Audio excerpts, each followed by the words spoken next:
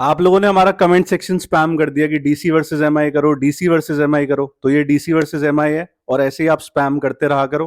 फैज का थोड़ा गला खराब है, आवाज में थोड़ी प्रॉब्लम आएगी, बट सह लेना। तो हम शुरू करते हैं प्लेइंग 11 से।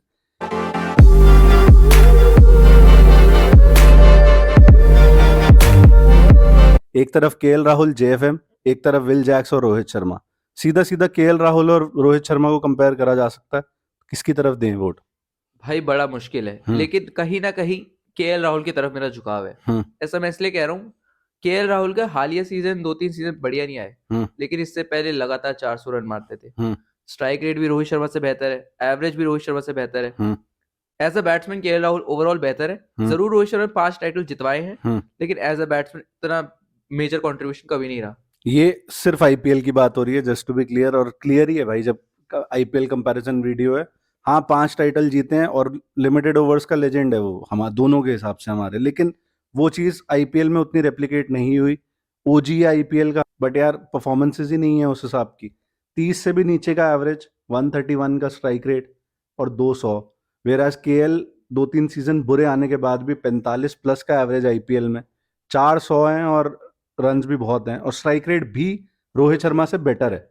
बेहतर प्लस हमने परफॉर्मेंसेस देखी हैं भाई। आप मुंबई इंडियंस हमेशा Pollard, Malinga, Bumrah, recently Sky, इन लोगों पे ज्यादा डिपेंडेंट रही है rather than Rohit Sharma being as a good with the batsman. Bat.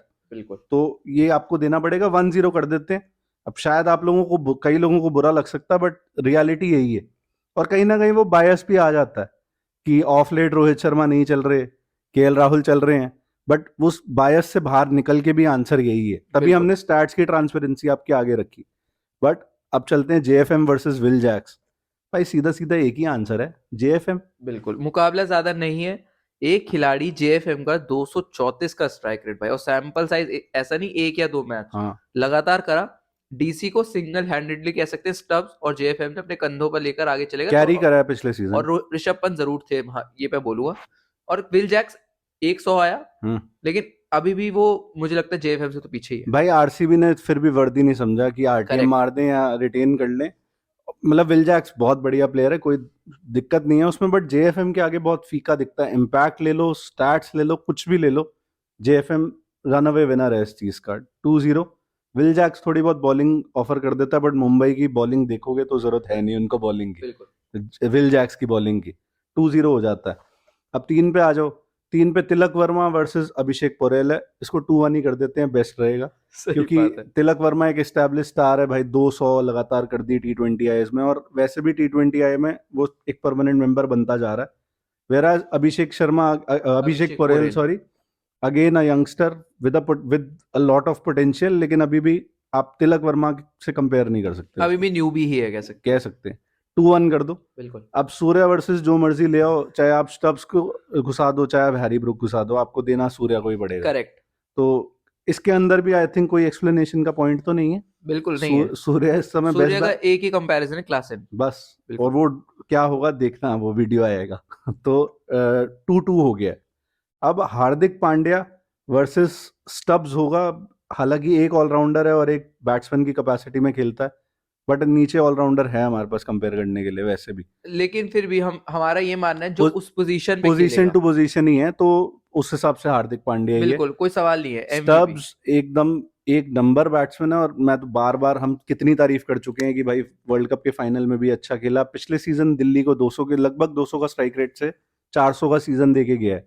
लेकिन यार एक सीजन वर्सेस हार्दिक पांड्या के कितने सीजन, आप आपको हार्दिक को ही देना पड़ेगा। बिल्कुल। प्लस वो पावर प्ले बॉलिंग, और नीचे आके वो पावर हिटिंग तो पांड्या भी करता और है। आईपीएल में हार्दिक पांड्या इंडिया से बेहतर करते हैं, मतलब मेरा ये मानना है, इंडिया के लिए तो जो करते करते हैं, आईपीएल में वो अलग ही बीस्ट है, चाहे वो पिछले आंकड़ों के लिहाज सिर्फ से एक देख लो। सीजन पे नहीं जा सकते आप। पिछला सीजन कैप्टन बनाया गया, वापस वो लाया बहुत गया, कुछ चल रहा था नहीं पूरा। आई परफॉर्मेंसेस, लेकिन उसके पिछले 2 सीजन देखोगे अपनी टीम को फाइनल में, एक में जिताया, एक में एक में खिलाया। लेके गए, बिल्कुल। तो हार्दिक पांड्या 3-2।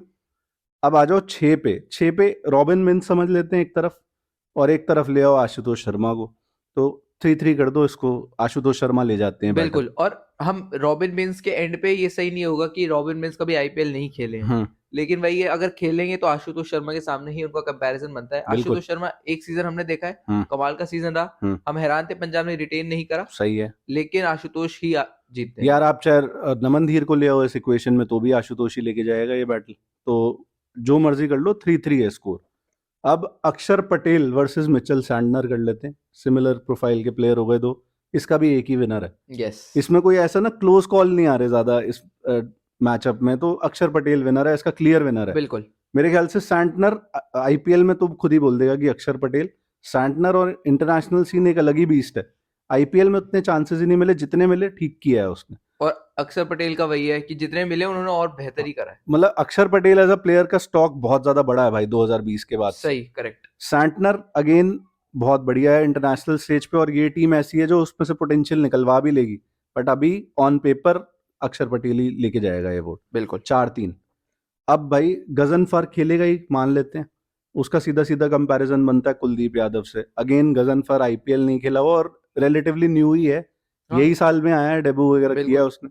कुलदीप यादव आंसर है। और कुलदीप यादव एक स्टैब्लिश स्पिनर है, इंटरनेशनल सर्किट में इतने सालों से है, आईपीएल में भी अच्छा परफॉर्म करे, डिसेंट परफॉर्म। गजनफर को देखना हमें पड़ेगा, सही है। तो एकदम से हम नहीं दे सकते, तो नहीं इसलिए नहीं, कुलदीप यादव। गजनफर मिस्ट्री स्पिनर है, अच्छा सुनने में, बहुत अच्छी चीजें आ रही हैं सुनने में, एक बारी लेकिन देख के ही समझ में आएगा। कुलदीप यादव के पास कम से कम 6-7 सीजन है दिखाने के लिए, तो एग्जैक्टली। 5-3 हो गया इन फेवर ऑफ डीसी। अब भाई बुमराह वर्सेस स्टार्क कर लेते हैं, सीधा सीधा आपको बुमराह को देना पड़ेगा आईपीएल में। भाई क्या, लेकिन इतना सीधा है? इंटरनेशनल सीन में एक अलग ही बात हो जाती है, मैं शायद स्टार्क को ही दे बैठूं उसमें, अगर हम फॉर्मेट टू फॉर्मेट कंपेयर करने लगेंगे। स्टार्क ओजी है भाई, मतलब कितने 2012 से खेल रहा है, बट आईपीएल में बुमराह का लेवल कुछ, वैसे तो उसका हर जगह लेवल ही कुछ और है, लेवल सबके निकलेंगे। आईपीएल में आपको बुमराह को देना पड़ेगा। स्टार्क के पास क्या है, 2-3 सीजन है ये है, लेकिन बुमराह भाई वही बात है, अलग 20 बुमराह भी है, तो इसलिए बड़ा क्लोज है। इतने मैचेस खेलने के बाद भी भाई बुमराह की इकोनॉमी 6 के आसपास है यार, सही वो बात है। स्टार्क की 9-10 पाएगी आईपीएल में, अगर देखोगे तो कहाँ से दे दोगे आप उसको। बिल्कुल, तो बुमराह इट इज, तो कितना हो गया, 5-4 हो गया स्कोर। 5-4। अब लाइक टू लाइक कंपैरिजन कर लेते हैं sort of, Mukesh Kumar versus Deepak Chahar. हाँ, on the basis of their bowling, batting मत कहना कि क्योंकि मुकेश कुमार बैटिंग की वजह से इतना जाना नहीं जाते, दीपक चाहे थोड़े बहुत। और दीपक चाहर भी 81 मैच में 80 रन लेके बैठा, तो वो भी कोई 20 नहीं है बैटिंग से आईपीएल में। एक आधा मैच उसने इंडिया के लिए खेल रखा है ठीक बैटिंग से, नॉर्मली है भाई, ज्यादा हाइप मत करो उसको। बट मेरे ख्याल से जितने सीजन दीपक के पीछे हैं, दीपक का वोट बनता है। बिल्कुल, जरूर वो एक चोट की दुकान है, लेकिन जस्ट लाइक केएल राहुल, उनके भी हालिया 2-3 सीजन बेहतरीन नहीं गए, लेकिन उससे पहले तो वो अच्छा ही था यार, नई बॉल से हमेशा विकेट लेते थे, याद है मुझे अच्छी तरह। तो दीपक चाहर, मुकेश नो डाउट बहुत अच्छे बॉलर है, इंडिया के लिए ऑल फॉर्मेट प्लेयर बन रहे हैं धीरे धीरे, टाइम अभी सिलेक्ट किसी भी फॉर्मेट में नहीं हो रहा वो, खैर लेकिन कम से कम मुखरा देख लिया है। प्लेयर अच्छा है भाई, मतलब दिल्ली का पिछला सीजन मुकेश की वजह से अच्छा गया है कह सकते हैं बॉलिंग सेंस में, लेकिन यार दीपक वही ओजी को देना पड़ेगा। 5-5 हो जाता है। बोल्ट वर्सेस नटराजन में सीधा एक ही विनर है, जबकि नटराजन एक अगेन ब्रिलियंट बॉलर है और डेथ में तो स्पेशलिस्ट ही है, लेकिन यार बोल्ट तो फिर फुटबॉल खिलाता है, नटराजन खिला सकता है फुटबॉल। मतलब जट दा मुकाबला की वजह से बोल्ट दा मुकाबला भी नहीं और है। बोल्ट भी ओजी है भाई। अब ये दो ऐसी टीम है, एस्टैब्लिश टीम है कि इनमें ओजी प्लेयर ज्यादा हैं, कि भाई वो हैं और बिन देयर डन दैट, काफी सालों से कर पा रहे हैं। बोल्ट का और नटराजन का कोई वैसे तो कंपैरिजन ही नहीं बनता। स्टार्क और बोल्ट को भी कर दोगे तो शायद वो आईपीएल में तो स्टार्क ही बोल्ट ही ले जाएगा।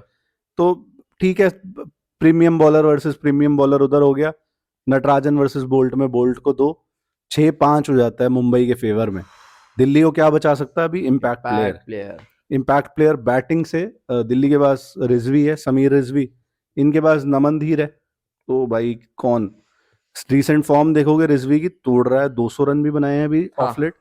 और 3 इनिंग में मैं देख रहा था अच्छे स्कोर करे हैं रिजवी ने। और नमन धीर का मैं ये बोलूंगा कि नमन धीर ने पिछले सीजन जो खेला है काफी बेहतरीन खेला है। सही है भाई, अच्छा खेला है। लगभग 170 प्लस का स्ट्राइक रेट है। हाँ 177 का, 177 का स्ट्राइक रेट है, और एवरेज भी अच्छा है, मतलब नीचे आके बैटिंग करता तो आपको ज्यादा रन चाहिए भी नहीं, आपको स्ट्राइक रेट ही चाहिए। 7 मैचेस में 140 रन, हर मैच में 20 का एवरेज देके जा रहा है। तो भाई क्या करें, मुझे लग रहा है यार रिजवी एज अ प्रोस्पेक्ट ज्यादा बढ़िया दिखता है, लेकिन यार अगर स्टैट्स देखोगे तो कहीं ना कहीं ड्रॉ में काम चला सकते हैं हम यहाँ पे। ड्रॉ ही करवाना पड़ेगा क्योंकि वही है, अनफेयर हो जाएगा दूसरे खिलाड़ी के लिए। हाँ, तो क्योंकि नमन धीर भी प्रॉमिसिंग यंगस्टर, रिजवी भी प्रॉमिसिंग यंगस्टर, दोनों के पीछे मैचेस ज्यादा है नहीं आईपीएल के। बिल्कुल, तो ठीक है, अभी 6-5 ही है, बॉलर डिसाइड कर सकता है भाई। अब मुझे लग रहा है बॉलर कहाँ जाएगा, मुझे पता है मोहित शर्मा है भाई डीसी से, तो सीधा सीधा ये भी ओजी आदमी है, सानू ओजी 10 देनी लोग की। और दूसरी साइड कौन है? दूसरी साइड से दिक्कत ये है कि उनकी तरफ से कोई एस्टैब्लिश बहुत बड़ा नाम फास्ट बॉलिंग में इंडियन नहीं है। कर्ण शर्मा टाइप ऑप्शन है उनके पास अगर स्पिन से देखोगे। यस।